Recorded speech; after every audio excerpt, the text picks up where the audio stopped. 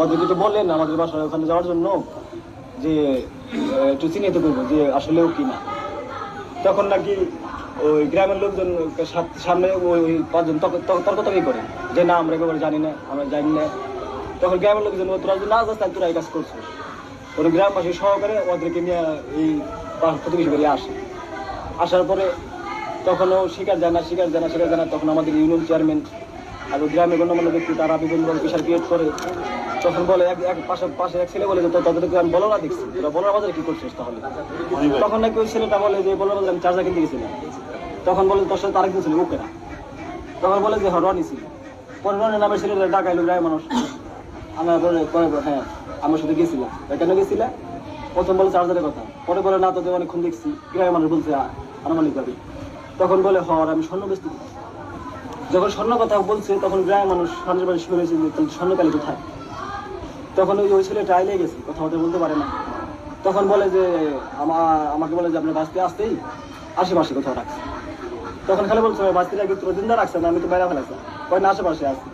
তখন জেনে কাউকে নিয়ে গেছে, বাচ্চাটাকে নিয়ে গেছে, তখন ওই ছেলেটা শিকার যায় না।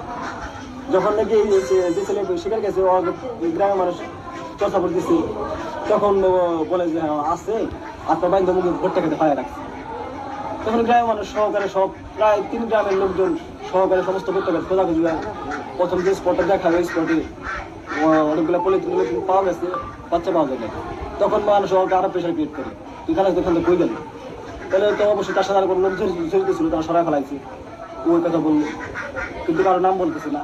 আবার যে 5 জন আছে ওরা কেউ অসুবিধা, ওরা কোনো কথা বলতেছে না, ওরা শুধু ঝগড়া সৃষ্টি করার চেষ্টা করতেছে।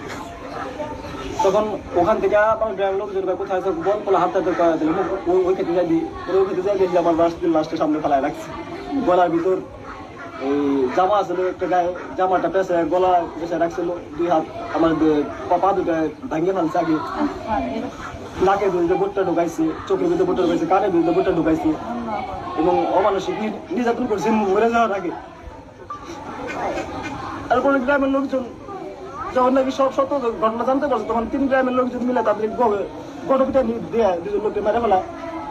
আরেকজন লোক হাসপাতালে ভর্তি হয়, আর 2 জন লোক পলাতক। 2 লোক পলাতক যাদের নাম হইলাম রনি আর হইলাম নাই, আর যে হাসপাতাল আছে তার নাম নাজমুল।